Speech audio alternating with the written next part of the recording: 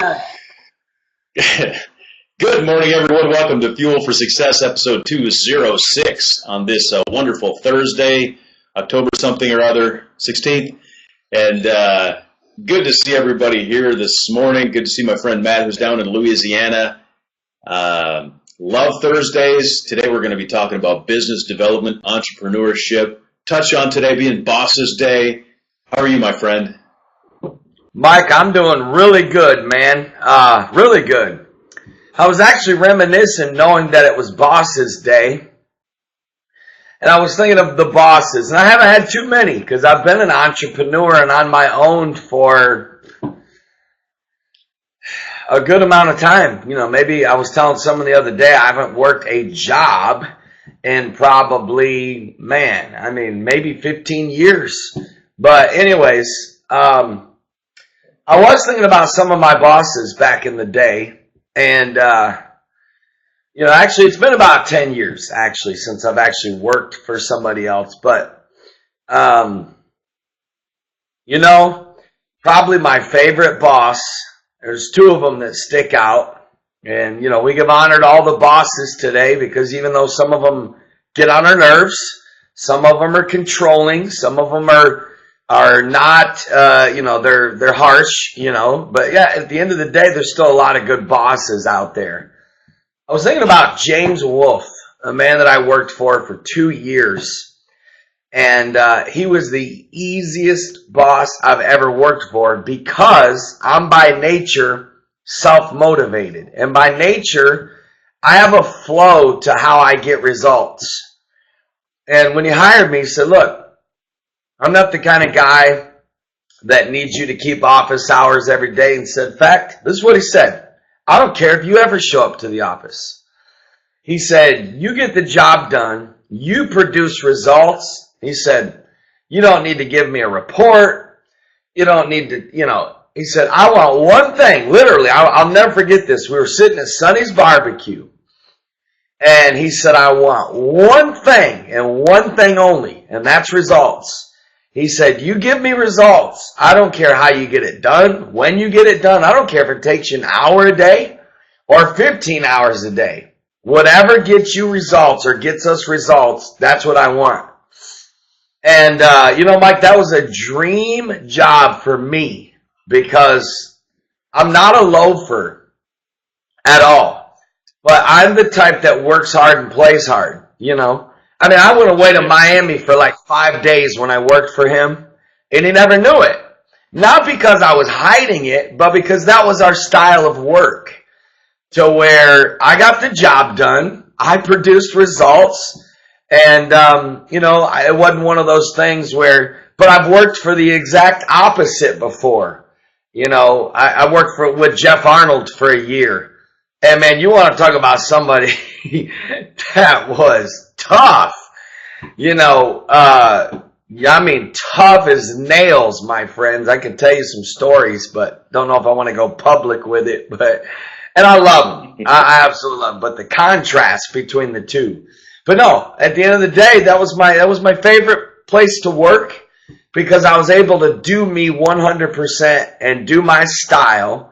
And, like I said, some days I would put in 15 hours just because, when you have a standard of excellence, it doesn't matter if they let you off the hook, you're not going to take it. See, only self-motivated people could survive in this type of environment. Lazy people that, won't, for me, most of the time, Mike, I put in probably more time than what was even expected or required because I was after the results. And if you want results, you have to hustle. You have to work. So don't misunderstand and think that I slept till, 11 a.m. and, only went into the office for an hour or two. It wasn't like that at all. But it was just one of those things where I had such a freedom to make decisions, to do what I needed to do to succeed. He gave me a company credit card and said, hey, I'll tell you if it's ever too much.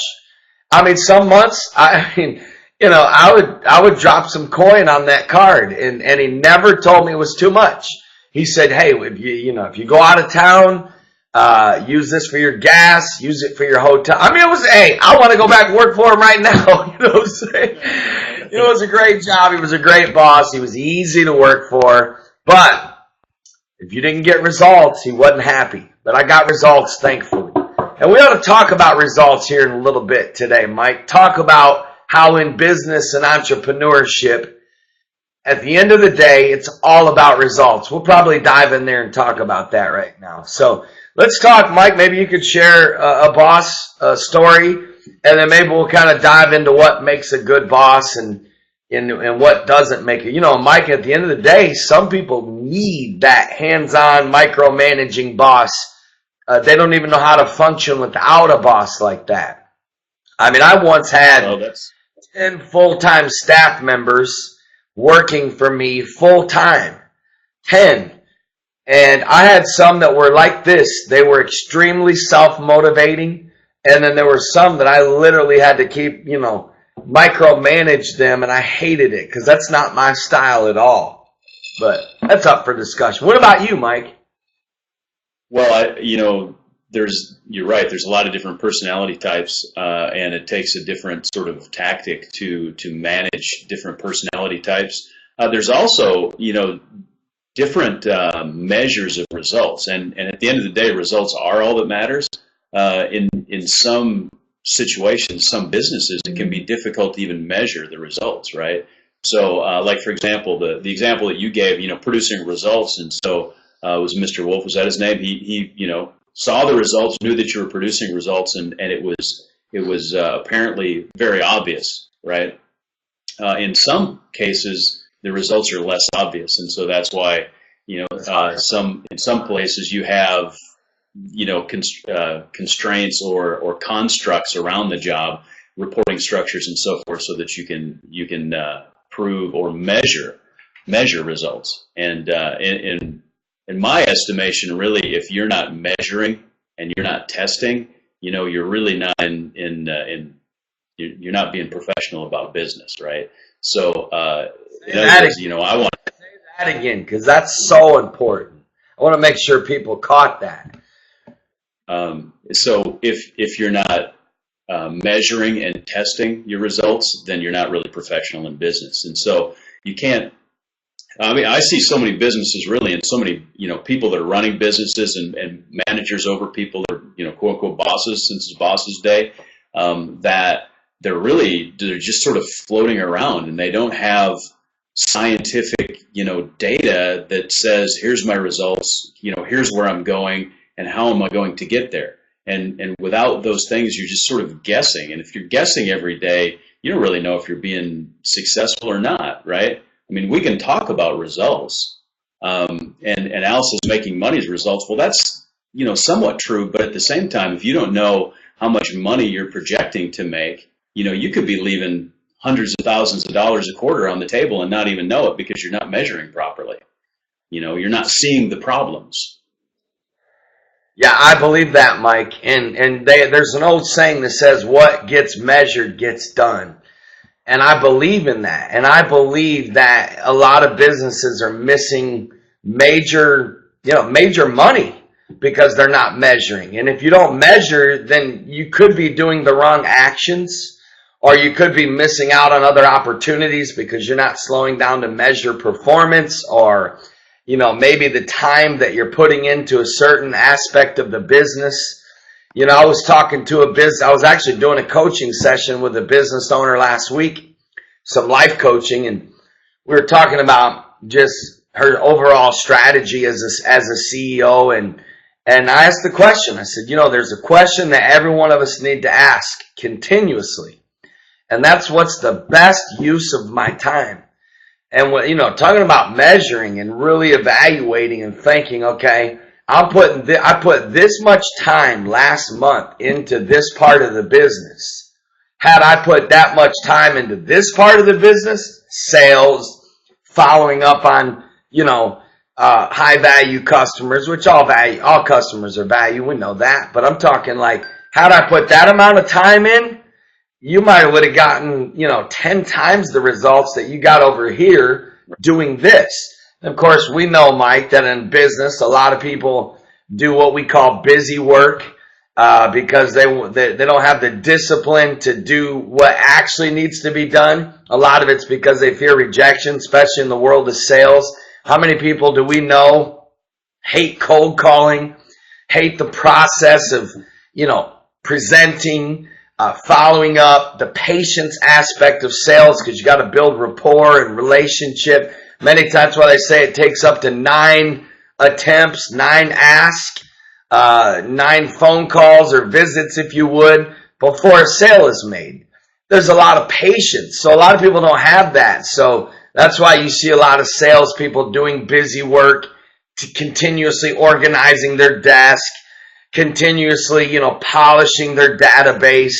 When in reality, at the end of the day, my friends, what good is all that if you're not executing, sales is one of my favorite subjects. I love sales personally. Like I tell young people all the time, young business people or young people that are driven to make money. I said, look, go into sales. Do you know the top salesperson in most companies makes more money than the CEO? That's no joke. Like, that's the power of sales. That if you really get into a job that has the right commissions and there's really no lid and you get, I remember one time, in fact, when I was working for Jeff Arnold, he was a pastor and, he told me, he said, I'll give you 50% of every single tithe payer that you win. And I'll never forget, I was sitting at 43rd Street Deli and I said, are you sure you want to give that much away? Before we agree on this, are you sure? Because I'm telling you right now, if you turn me loose at 50%, it's over. You know what I'm saying? I mean, it was, and so it was a lot of fun. Of course, I made, incredible bank at 50%. But, at the end of the day, go into sales. Most people are afraid of sales. I say go into it, master it, because that's where the money is. Hey, look, at the end of the day, you're in sales, okay? Whatever you do, if you work in a job, you're in sales because, I guess unless you work for a government entity, right, then you're probably not. And that may be one of the problems. Not with you specifically, but with the system. Hey, a couple of things real quick I wanted to touch on, because Tommy mentioned micromanaging killing his productivity, and I think Lance said that the sweet spot of leading a team is somewhere in the middle between micromanaging and the complete neglect of your team. I read a book years ago, and it's a very dry, very technical book, but it was very illuminating, called High Performance Teams, and it told the story of intermodal transportation, if you know anything about that. That's like those boxes that go on ships, containers, and then they go on trains, and then they go on trucks. And that was a disruptive innovation at the time. And we talked about high performance teams. One of the biggest killers to high performance individuals is micromanagement, like over managing. So the scenario that you talked about with your first boss, Matt, for high performance individuals, that's close to the ideal. I think that there, should be measurability built in, but, I would just say, and being a high-performance individual and a technology person and an engineer and that sort of thing, and having worked for, micromanaging people, bosses that are constantly, and I think, Melody mentioned maybe, micromanagement in her situation. As for a high-performance, high performer, it's oppressive to work for someone like that. In other words, it literally reduces your productivity probably orders of magnitude, probably exponentially. And it's difficult to even express how difficult it is for a high performer to work in that sort of an environment. I'll give you an example. I actually worked telecommute for a company for a couple of years that was doing some scientific research stuff, and I was working on their back end scientific database, that sort of thing. And initially when we were kind of in startup mode, it was perfect for me because it was like, here's the work. Get it done, and I'm a 60-hour a week kind of guy, right, on salary. So I'm hammering out doing it. And then it got to be like, look, you need to be online every day from 8 to 5, and we have to do this, and you have to have all this stuff. And it's just like, look, do you want me to do the work, or do you want me to report to you every day, right? And so So you get, that tension between, What was their response? What was their response to that? I'm curious. I don't work there anymore. Wow, look at what Tommy said. That's powerful right there. Powerful. I put it up top. Anyway, go back to your story. I'm sorry. That's all right. That's my whole story. I actually, the good news was that my immediate supervisor got a job somewhere else. Situations changed a little bit, made it a little bit better, but I eventually left there anyways. Mike, here's where it's at. It's about your, even if you could have the job, right? See, it really boils down. I've been thinking about this the last 2 days. It's the little things. My next book, I might even title it, It's the Little Things. Because it is the little things. Listen, at the end of the day, even if you could take shortcuts, okay? We all know how to fluff. We all know how to take shortcuts. We all know how to make things look better than what they are. But at the end of the day, people of true integrity, people that hold themselves to a higher standard than what even your boss holds yourself to. Let's say you can fudge on the numbers, right? Like most people that are winners inside that hold themselves to a high standards won't even let themselves do that. Even if they could, they wouldn't, because there's something right here and right here that won't let them do it because they so hold themselves to a high standard. It'd be like, let's say your boss asked you to make, 25 phone calls, right? Well, the high performer, the person that holds himself to a high standard is sitting there thinking, okay, my boss asked me to make 25. I'm going to find a way to make 50 and tell him, hey, boss, I actually made 50 phone calls. It's the little things, right? It's an attitude. It's a mentality. It's a standard of excellence, right? Then there's some that'll make like 15 calls and say, yeah, boss, I made the 25 calls, some didn't answer, and there's a way that, does it appease the boss at that moment? Sure. But at the end of the day, you're only cheating yourselves. When you cheat in life, this is what I tell people that I do weight loss coaching for. I said, look, if you set a goal to exercise on the treadmill for 20 minutes, unless you're about to die, and I mean like die, or unless you're like break a leg on that treadmill, or you get a 911 phone call that your kid is choking, don't get off that treadmill at 19 minutes and 53 seconds. Don't even get off at 19 minutes and 58 seconds. You push all the way through to 20 minutes because you've got to develop a mentality that I never stop short of my goal. And this is what hurts. It's the little things. You ready? It's the little things. People that are dominant in success never let themselves stop short of their goal. If they set out a goal, it's like I was talking to a young pastor the other day, and his church is small. It's a kind of a startup church. He was asking me for some advice, and I said, look, if I was in your shoes, I would literally have a goal to go out. I would be like the mayor. In fact, I would be more aggressive than any mayor that's campaigning. It's amazing to me how these guys want to go into cities and build churches. Mike and I do a lot for churches, also very applicable for entrepreneurship and business. And they want to build churches, but they don't get out and meet people. They want it the easy way. They want to put up a billboard or do a mail out. I said, look, if I was you, I would set a goal to meet, shake hands with, talk to at least 100 people a day. He had gotten support, you hear me, enough to where he didn't have to work a job. And this guy was aimless. He was clueless. And I love you if you're watching, and we had a straight up talk, so I know you can handle it. But, you got to get out and meet the people, man. You've got to hold yourself to a higher standard. Mike, the power of being goal-driven, setting a goal, driving all the way through that goal and beyond. When we all start holding ourselves to higher standards than what even our own bosses do, and you're conscious, when you train your conscious, or you train your energy and your mind to always, it's what Jesus said. Jesus gave the answer to success in business. You ready? Here it is. I can sum it all up with one verse in the Bible.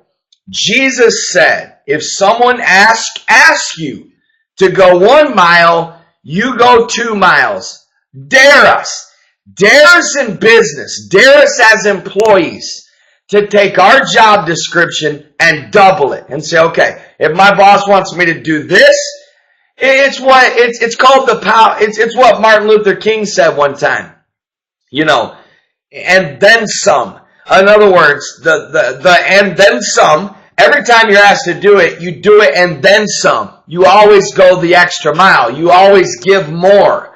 People that give more in business, they're always going to win at the end of the day. Always, always. People that give more in life. People that go the extra mile. People that hustle and push themselves even when nobody else is pushing you. You push yourself to work harder. You get up when you don't have to get up. Even though you're given a day off, and yeah, I'm 4 days off, but not for days off when you're not performing. And when the cash isn't flowing in, even though, push yourself, hold yourself to a higher standard. I like that. Also, you made me think of something as you're telling that, the story about that pastor going in and setting a goal to meet 100 people a day. And in business, same thing, church planting, business, whatever. People have this sort of misconception that you sort of, hang up your sign and people will show up. Or you create a Facebook page or a website and people will show up. And that's like the furthest thing from the truth. It takes like a massive amount of grind and massive amount of hustle to produce results. You're so right. Here's the thing. I mean, and I've talked to people and I've experienced this myself, right? You think that, I can spend some money and get a link put on a Facebook page somewhere with 100,000 people that are on that Facebook page, right? And you would think, hey, here's my product, here's my service, whatever, here's my website, right? I want to drive traffic to that. Here's 100,000 people. I'm going to put it in front of them. And you think, man, that's going to produce results, right? You're going to get at least 1,000 people coming in and looking at your product. And if you get, 5% that are going to buy it, then, you're in 50 people are going to buy it. And so the money is well spent. And the reality is you could put that in front of 100,000 people. And even if it's extremely well-written sales copy, you might only see 200 or 300 people that even visit the site. And in today's age, and it's, real life. We personally have experienced this very thing in real life. That's exactly right. And it makes me think of a great book by Grant Cardone, 10X, where she says, whatever you think you need to do 10 times. And, if you think you need to get it in front of 100,000 people, you better get it in front of 1 million people. And just begin to think in those terms, because, it takes a lot more energy to get that thing started and to get people's attention than you're expecting. Than what people even realize. Yeah, absolutely. Well, it's like this. People tell me all the time, man, you got between my fan page and my personal page, I think, maybe the people that actually follow me, there might be in Twitter, in our email, but there might be like 15,000. They're like, dude, if every person on your Facebook that believes in you just gave you $10 a month, you could support all your missions work. And I'm like, yeah, but you got to understand, that makes so much sense on paper, right? And they're out there. Yeah. They're out there. I mean, there's people out there that if I asked, they would do it, right? But people think it's that easy for me to just post, hey, I want all of my Facebook friends just to give $10. We're giving 1,000 cups of chili to the homeless. We're going to help 100 homeless veterans. We're going to help 60 homeless teenagers, right? You would think, no. It would shock all of you if you knew how little people actually respond to those type of requests on Facebook. It's not that they don't believe in it. It's most people don't even see it. And if they see it, they don't really see it, because how many of us are just doing this all day, right? I mean, we're not even really looking. I mean, when I get on Twitter, I'm just like, I don't even know why I'm doing this. I'm just doing this, right? Instagram, same thing. Facebook, same thing, right? And rarely does something really grab us. That's why Mike said 10x, 100x. Like, in other words, whatever you think it takes to bring a product to marketplace, if you're thinking it's going to take X amount of dollars or X amount of energy or X amount of actions, I hate to hurt your feelings right now, but you might as well be prepared to put in 10, 20 times greater that amount of money, time, and energy and bringing a product or service to market. Look, not everybody's getting on the Oprah show, my friends. Not everybody's getting on Good Morning America. Sure, when you jump on a platform, it skyrockets like that, of course. But there's a lot of long, hustling, aggressive hours of intense work, way beyond what you could imagine. Social media, believe it or not, people think it's so easy to sell on social media.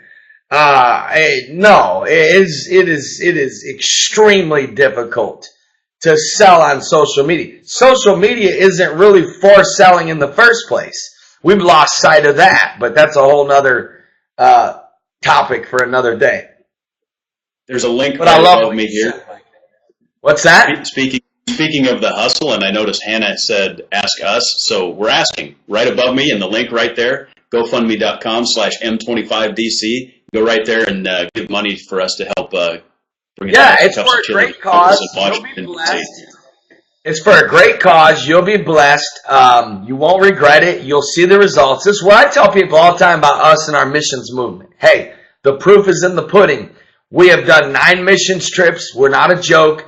We get massive results. We take the money. We use the money to do missions work. You can see it. All you got to do is jump on our Instagram or Facebook and just look at all the pictures, and you'll notice, hey, these guys are serious. They take the money that they raise and they go do, how do you think we go give away 1,000 cups of chili? You guys just think Mike and I are that wealthy? Well, we say, you know what, Mike? Hey, man, since we're so loaded, now that day's coming. Don't worry about it. But anyways, listen to this. Michelangelo was painting, what is it? Well, forgive me if I totally, the 16th Chapel, is that right? 16, yeah. Sistine Chapel. Somebody, and of course, the meticulous detail there. Somebody asked him, in painting this, surely there were times when you didn't have to go excellent on every single detail, that there were times that you could, just maybe blotch a spot, and nobody on the planet would have noticed it. And he looked him in the eye, and I'll never forget this. Powerful, powerful. He said, you're right, they wouldn't have noticed it. He said, but I would have. And for that reason, I didn't do it. In other words, that they're going back to cheating, going back to the shortcut mentality. Guys, we can get away with it, right? And I'm talking to employees here. You can get away with fluffing and not really performing. There's a way to pull the wool over bosses' eyes and managers' eyes. But at the end of the day, it's your own conscience that you're destroying. Even if you make it, it's like you're going to, this is what I'm talking about, a standard of excellence. Meaning, if nobody else puts it on you, you put it on you. You make yourself. Thank you so much, Lance, and thank you, Hannah. Awesome. See, Fuel for Success is better than Twitter and Facebook. Thank you, Hugh. Thank you so much, man. Hey, you're right, Lance. You have not because you asked not. I tell people that all the time, Lance. I really do. I say, look, the amount of things you're missing out on in life because of one thing, because you don't ask, is scary. It's scary, the things that you could have had in life if you just would have asked. The reason we don't ask is because we're so afraid of the word no for whatever reason. Speaking of asking, Tommy asked a question a little bit ago, and you have 36 seconds to answer it. In our business, We're having trouble building relationships. You can't just call someone and expect a sale. It takes time. It's a slow, patient process. How do you speed it up? Just 30 seconds. Speed it up with more effort. Speed it up with maybe a more concise close, a more concise ask. Speed it up with being authentic about, hey, I want to do business with you. We're going to have a long-term relationship, but I want you to know I believe in this product and service so much that I feel like I'm committing a crime if I don't give it to you or offer it to you right now. You know, of course, speeding up a relationship can't happen, you know, other than just connecting more, being more aggressive, you know, but that is a patient process no matter what. There's no magic formula to that. But I got to go teach for 3 hours, my friends, 3 hours straight, literally right now, with maybe a 5-minute break in between. So it's all about the hustle. Mike and I are excited. We love you guys. We appreciate you. Mike, good stuff today. Hope we helped all of you. Thank you, Karen, for the donation. She said nice donation page, but I missed the PayPal option. Yeah, and we do the PayPal as well still. In fact, you can always go to mission25usa.com and donate through PayPal. This GoFundMe is a specific website for a very specific mission trip. Or maybe I should have let Mike explain that. Nah, you did a good job. Yeah, this GoFundMe is for the DC trip specifically, just to help, you know, kind of focus it. You can always go to mission25usa.com, click on donate, and give via PayPal. Let me just put the link up. The answer to that link. So that's always nice. It was awesome. Okay, well, we love you guys, and we're looking forward to it. We hope you take to heart this. We hope you hold yourself to a higher standard. Push yourself more. Make yourself always go the. You ready for this? Here's your personal mantra, concept, principle, idea for the next week until next Thursday. And that's the extra mile. I want every one of you thinking of those words, the extra mile.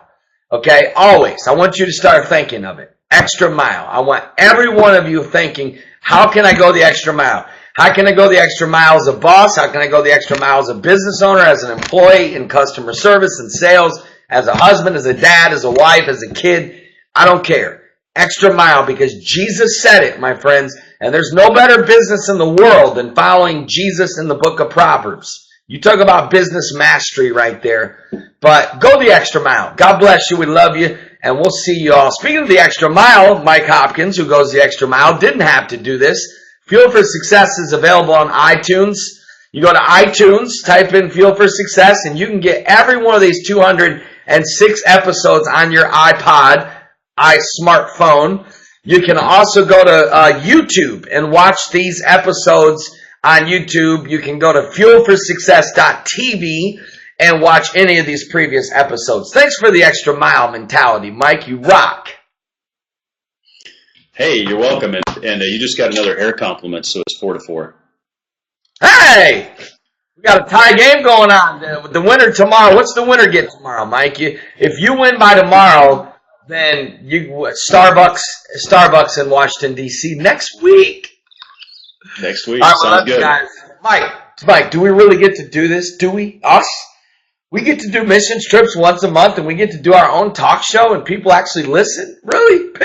Pinch me. Us? We get to do this?